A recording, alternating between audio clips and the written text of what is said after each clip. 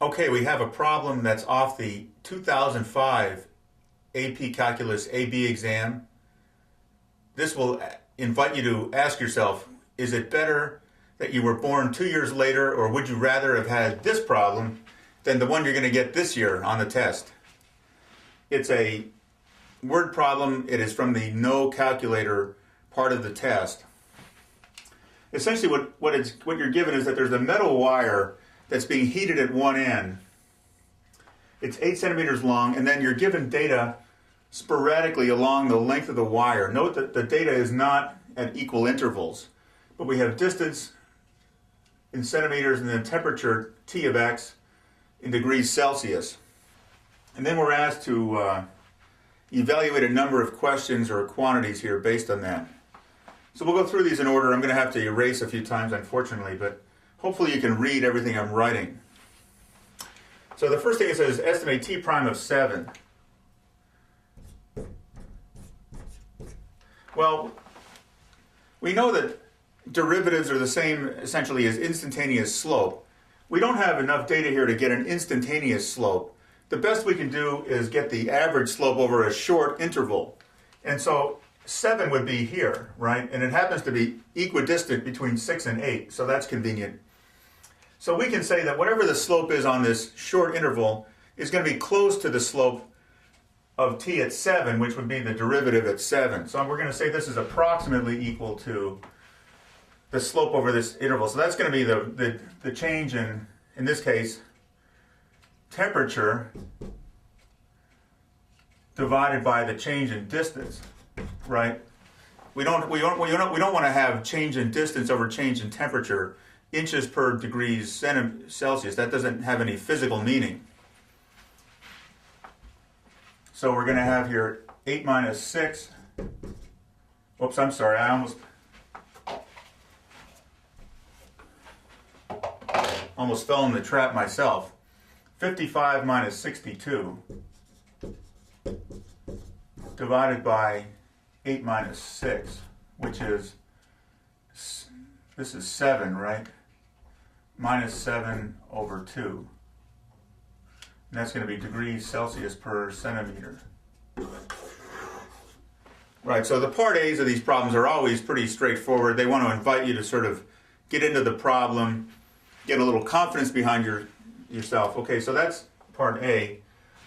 I'm going to erase that because part 2 is going to take all of my space here.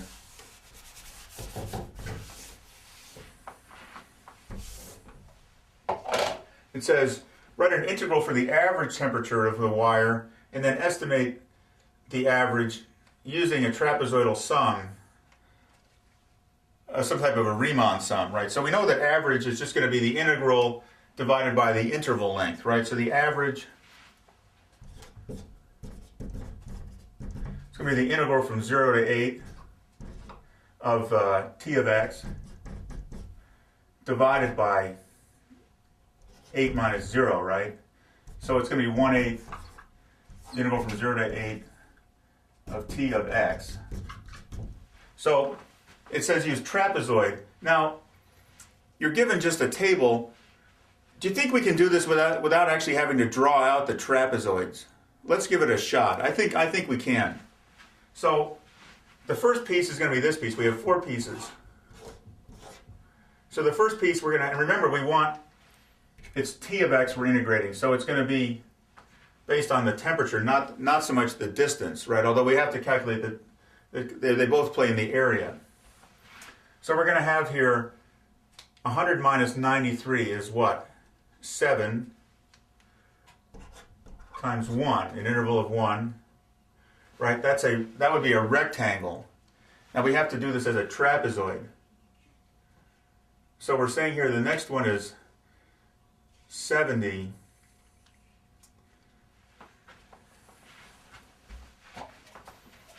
Let me back up. I'm kind of getting a little diluted in the brain here.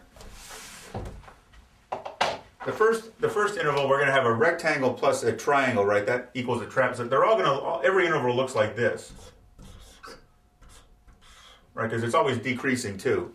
So we just have to do the rectangle and the triangle part. So for the first interval, we have the rectangle is going to go to 93, and it's a width of 1. So we have 93 times 1. And then we have 100 minus 93 is 7, right? And we have 7 times 1. The second interval, the rectangle is going to go to 70, and it's a width of 4. And then the triangle is going to go from 93 to 70 is 23 times 4.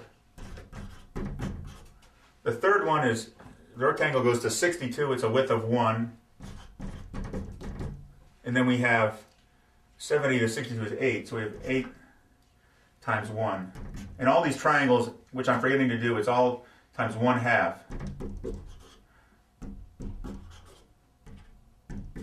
So let me put my 1/2 in. And then the last one is 55, width is 2. And then we have 62, 55 is 7 times 2 times 0.5. So if you add all this up and then take 1/8 of it,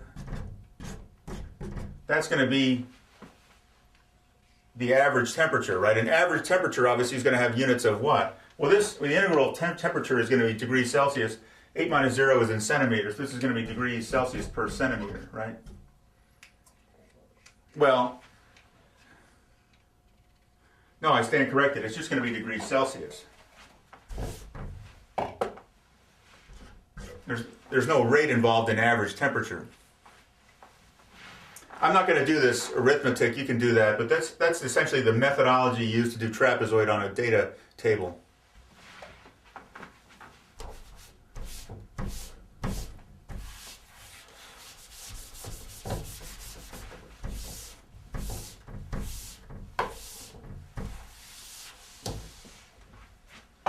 So now we get to the more interesting parts where we want to separate those who can really dance from those who have only started the Arthur Miller lessons. So part 3, integral from 0 to 8 of t prime of x. And then what does it mean? Well, that's an interesting question. Now,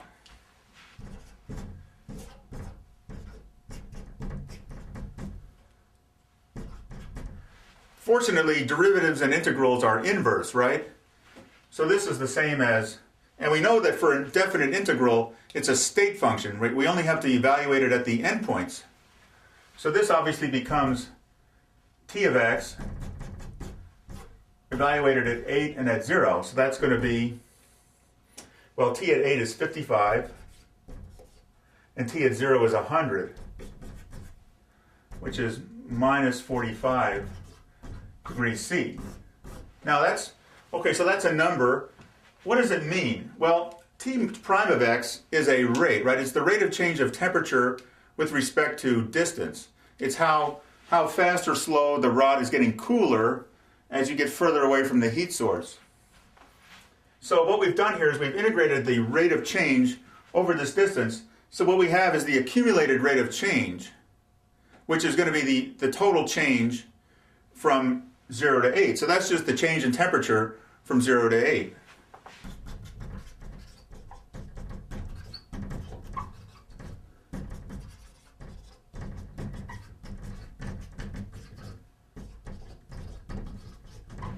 Right, so it's the same thing as if you hit a baseball and there's a wind and the ball curves.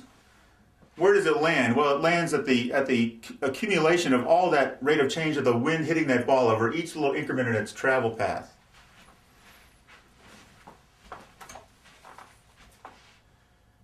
Now maybe part 4, maybe we don't even have to erase. Let's look at it.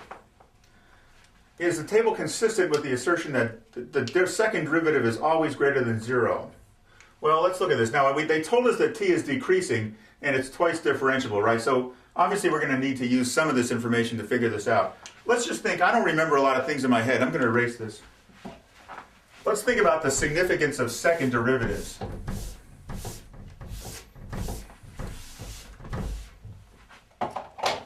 Right, the second derivative is the rate of change of the derivative. And so it's going to tell us how fast is the slope changing. Is the slope going like this?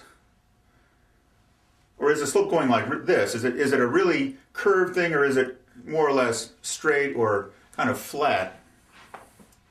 And what we want here is So let's just think about it. We have a function. At this point, the slope is 0, right? At this point, the slope is negative. So what happened to the derivative?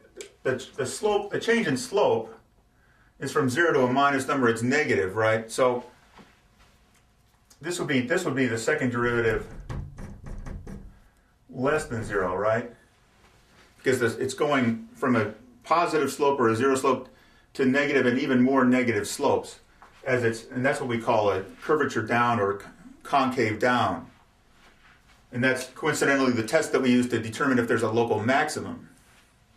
Now here we have the second derivative greater than 0, so that's going to be a function where the derivative is getting bigger, right? So it's at one slope, then it's another slope, and it should be growing, right?